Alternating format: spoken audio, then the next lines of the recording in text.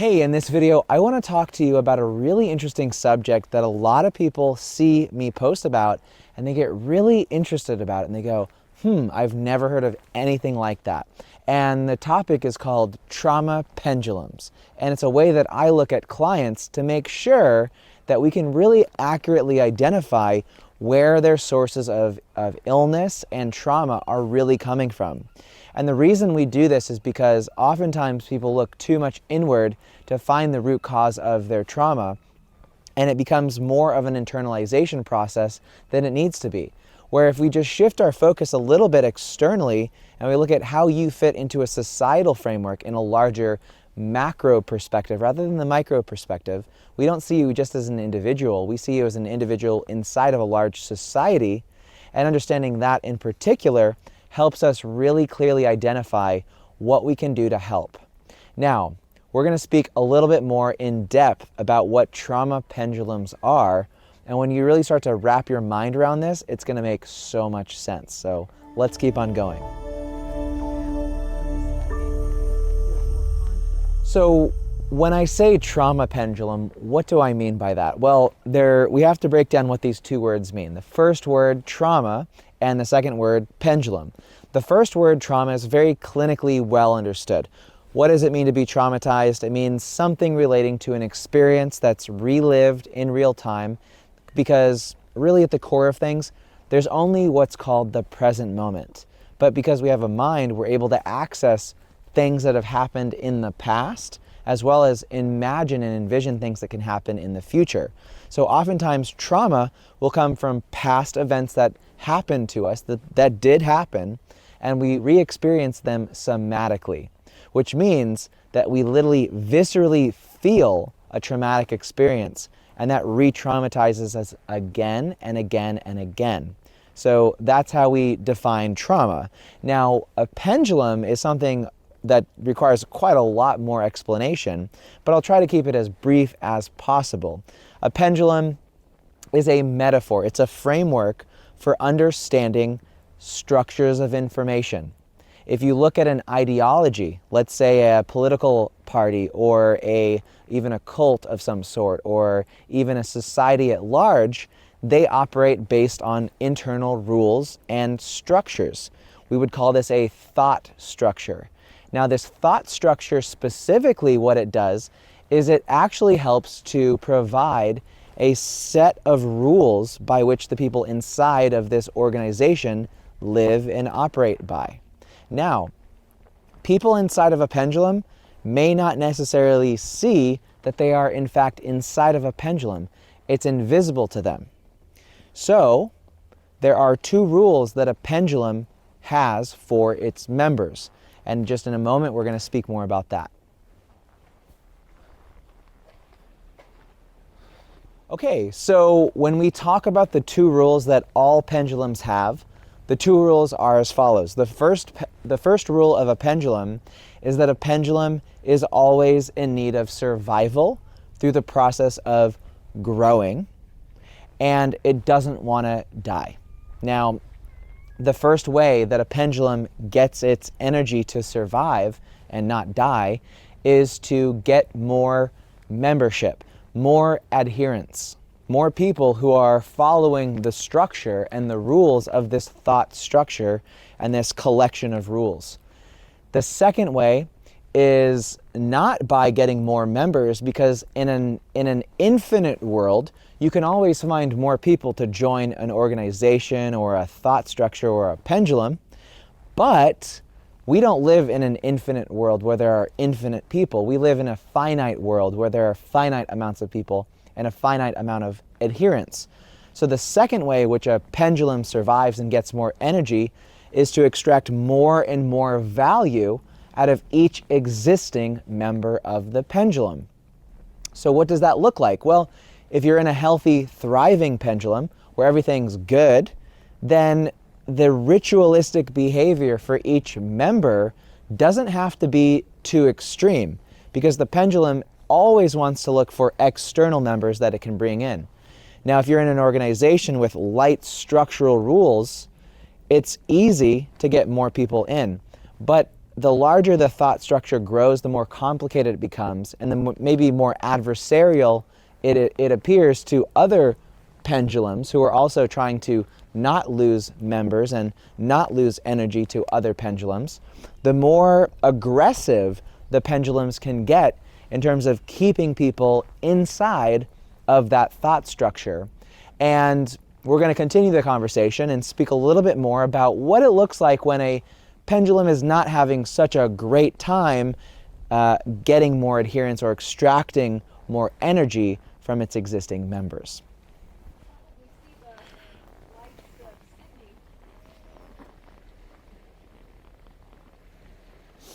So when things aren't looking so pretty for a pendulum, the things can get a little bit more dire internally. And that looks like a pendulum trying its hardest to extract more and more value out of its existing members. Now, this is where it reconnects, this whole idea with a pendulum reconnects with trauma. It's very interesting because a parent member or a parent and sibling or these kinds of almost tribal relationships that exist inside of these thought structures, the hierarchy, shows that the people at the very top are always acting more in alignment with the pendulum, with the system. So what their entire existence can depend on at some point is keeping people at the lower rungs in order and aligned with the thought structure, the pendulum. So there's this idea that if somebody is traumatized, it's not just that they have a memory, it's that they've actually been imprinted with trauma. And then that's a better framework to think about what trauma really is rather than anything else. So when something happens to someone that's intentional from another member internally inside of a thought structure, because typically trauma usually comes from close associates, people who you already know, people who are already part of your own society, not necessarily external members, because they're not trying to extract more energy from you, they're trying to lure you out to another pendulum. It's only in the case of internal thought structures inside of a pendulum where people get imprinted with trauma. And the reason that it does this is because you know how trauma gets you to think about it and re-experience it again and again and again?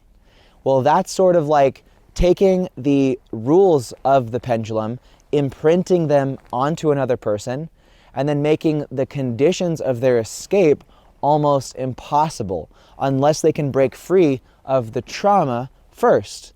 Now, if the society at large treats trauma in the incorrect way, people will always be trying to solve for the puzzle piece for a puzzle that doesn't exist, that's been falsely imprinted in terms of the idea of what trauma is.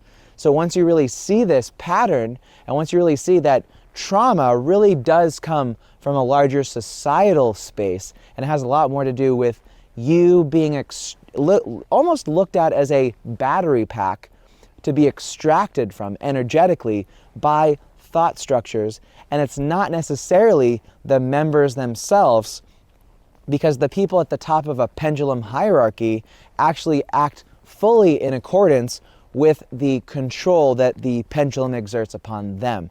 That's oftentimes why people act against their own best interest, and once they've performed whatever thing that they do to gather more of that energy from their members, they sometimes wake up and go, wow, I don't even know where I was. So it's really wild. So these pendulums are actually very pernicious. And so I'm going to continue to explain a little bit more about this so you get a clearer picture. Now, to further elucidate what these pendulums look like in the real world, what we're going to do is look at a few case studies or a few examples. One area I think would be relevant to study could be something in terms of the religious order. So if we look at something like a collection of people who worship a specific set of texts which act as rules, as a thought structure by which they follow. Now you see this often in world religions where there's a core document, there's a core teaching. There are people at the very top of the hierarchy. there are people who are members of that hierarchy. Now you'll often, who here knows, walking down the street in some cities in the United States or around the world, that there are people who will proselytize to you, who will say, hey, have you heard the truth? Or have you heard of the gospel, or whatever it might be? Not to pick on any one religion, this is just using these things as examples in a non-judgmental way, really. And there's a hierarchy. Now, each one of these specific core teachings is its own pendulum. And that pendulum exists as a thought in the mind. If it were not for humans, there would be no pendulums. If it were not for the underlying hardware of the human brain, there would be no substrate, no petri dish for which these ideas could proliferate and spread from one person to another. Now, it's not just the matter of ideas that are spreading. You can actually have, it's almost like making a cake. If you have the right ingredients, you have something more than the sum of the whole parts. So if you put enough ideas together that work correctly, these are kind of engineered ideas too. These are evolved ideas to specifically find what about their ideas are more viral or more mimetically appealing to the group that holds those beliefs. That's why it's a thought structure. Now, what really is a freaky realization once you really catch on to this is to see that the members of this group are actually now becoming almost like agents of the pendulum, where they will literally act in accordance with the rules of that pendulum at the expense of their own individual will, at their own individual well-being. They will act against their own self-interest for the sake of the pendulum. And once you start to have two or more people that share an idea, it's not that each one of them has some idea in their head. It's actually the best way to see this, and this is where we get into some strange territory, is that you actually start to see the pendulum creating a third entity above all of them. It's a information thought structure which literally exerts pressure on their mind from the top down.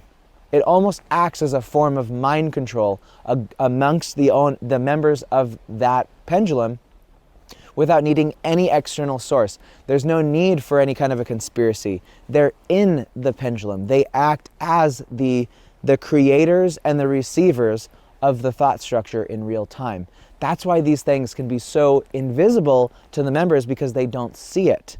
Now, each one of you watching, you might yourself be in some way lured right now by some pendulum. You might subtly be giving your energy away to some pendulum that may have hooked you at some point in your life. And without seeing that invisible hook exists, you may not escape.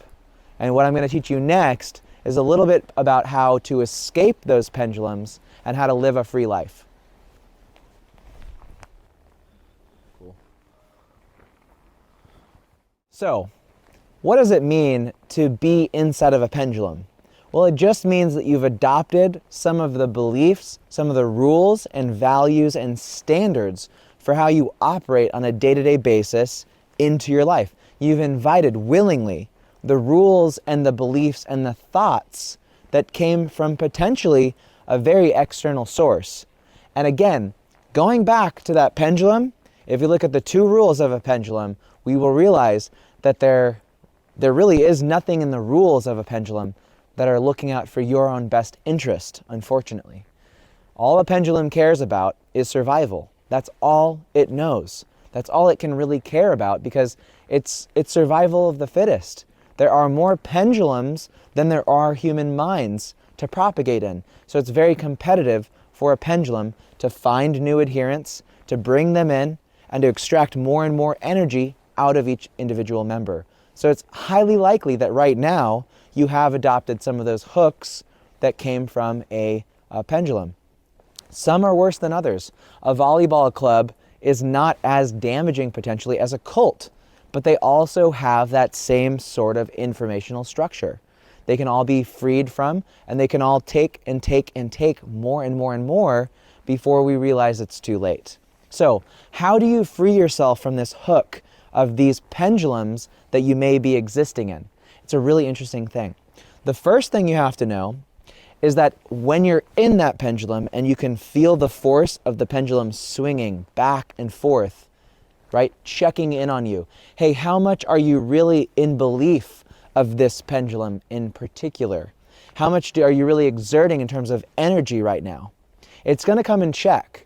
And maybe before you're ready to be kicked out of the pendulum, you sometimes have to still play the role. You still have to do it. You still have to do your job. You still have to show up for certain things, because pendulums will reward you with financial gains, societal gains, lots of things, right? There's lots of rewards for being in a pendulum, but there's not freedom in a pendulum. There's no freedom for the one at the top of the pendulum. The one at the top of the hierarchy is not free. There's a great haiku, and it goes, it's about the worker bees. It's from Fight Club. It talks about the worker bees can leave. Even drones can fly away. The queen is their slave. And that's really the truth. So in the pendulum, in order to really free yourself from it, the first thing you have to know is that sometimes you might have to rent yourself out. Because unless you're able to just let the pendulum pass through you, then it will know that you no longer believe. And the pressure that it will exert upon you can be so intense, because all it cares about is aligning you back in with the pendulum or kicking you out completely. And whatever that looks like in your case, depending on how severe the pendulum is, you have to take that into account. So first thing is, rent yourself out. Become mindful and aware of what's happening, but don't resist it when you're in it. Don't go into a religious service and say, I'm not going to do this. They're not going to like it. Okay? Either be in it or be out of it. Make that choice, because ultimately it's your responsibility what you do with your life.